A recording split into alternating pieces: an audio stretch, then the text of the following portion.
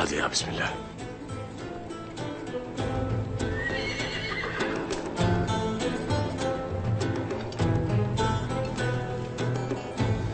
Bismillah.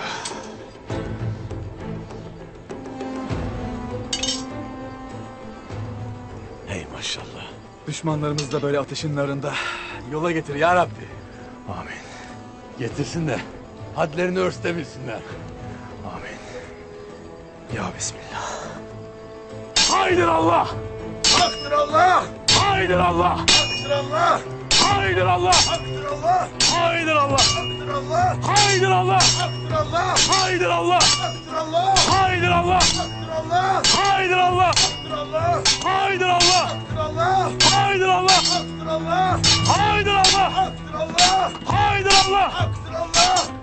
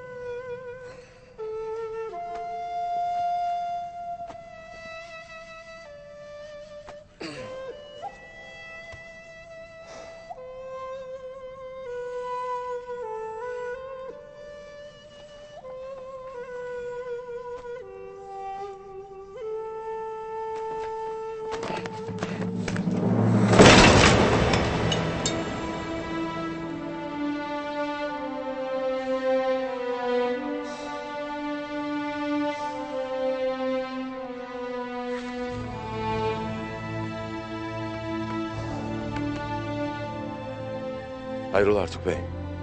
Diyeceği nedir? Gündoğdu beyimdir. Çıbanın kanı zehirlemesine mani oldu.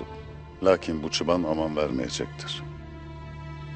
Ağabeyimin durumu daha ne kadar sürecek Artuk Bey? Onu Allah bilir beyim.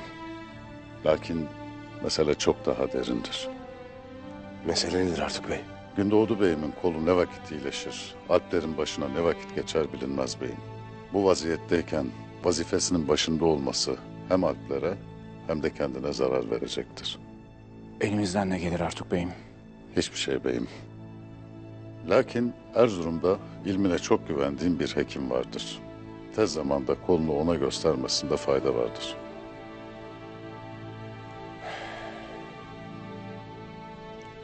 Ağabeyim bu haberi anamdan öğrenmeli. Vazifesine gelince. Alpler başsız kalmamalıdır. Bilirim. Tehlike yakındır.